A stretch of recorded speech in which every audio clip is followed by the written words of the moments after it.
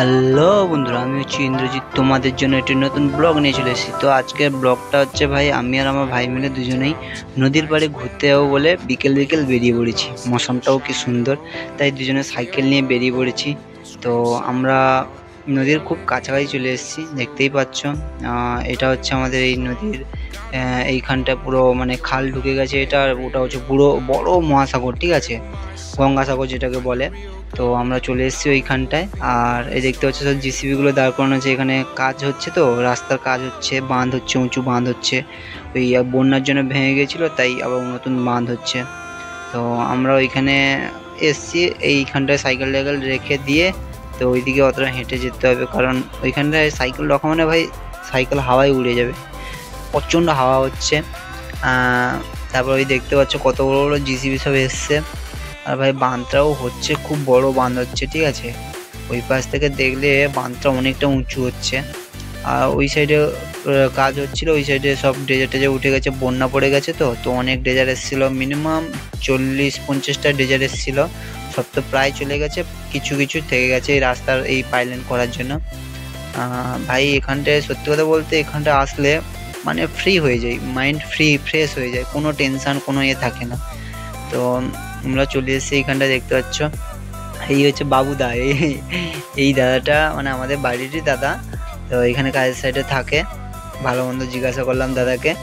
তো তারপরে আমরা তোমাদেরকে দেখাই সমুদ্রের এইখানটা দেখতে তাল গাছ, ভাই সমুদ্রের মাঝখানে তাল গাছ। আর এই ডিজারগুলো এই পাইলেনে ইঁটাগুলো উঠে ওই পাইলেনে দিচ্ছে ডিজারটা, কারণ মানুষ দিয়ে তো এইসব ইঁটা ওঠানো যাবে না, তাই ড্রেজার দিয়ে ওঠানো হচ্ছে। আর ওই সাইডে দেখতে পাচ্ছ, ওই সাইডেও পাইলেনের কাজ হচ্ছে, বন্যা পড়ে গেছে তাই।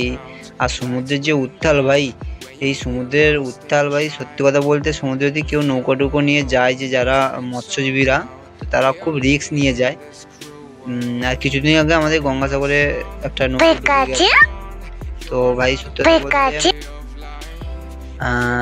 এইখানে এসে ডেজার্টটা দেখতে পাচ্ছ কত উঁচু, কত লম্বা, বড় ডেজার্ট এটা। আর তোমাদেরকে ঘুরিয়ে ঘুরিয়ে দেখাই, লাস্টে নদীর পাড়ে যাব, তোমাদেরকে দেখাবো ভাই নদীর মানে মৌসুমটা, ঠিক আছে। তো তোমরা ব্লগটা এনজয় করো। তো চলো তোমাদেরকে আরো অনেক কিছু দেখাই।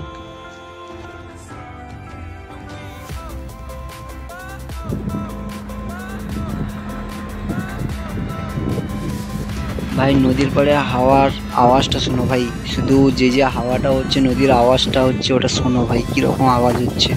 আর সত্যি কথা বলতে ভাই, এই বাঁধটা যে হচ্ছে ভাই 17 কোটি টাকার বাঁধ ভাই। ভাই ভাবতে পারো 17 কোটি টাকা, ভাই আমরা তো কোনোদিন নিজের চোখে দেখিনি।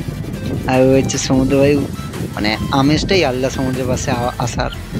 তো আমরা তোমাকে নদীর পাড়ে দেখা হচ্ছে, চলো। তো ফাইনালি বন্ধু দেখতেই পাচ্ছ নদীর পাড়ে চলে এসেছি আমরা।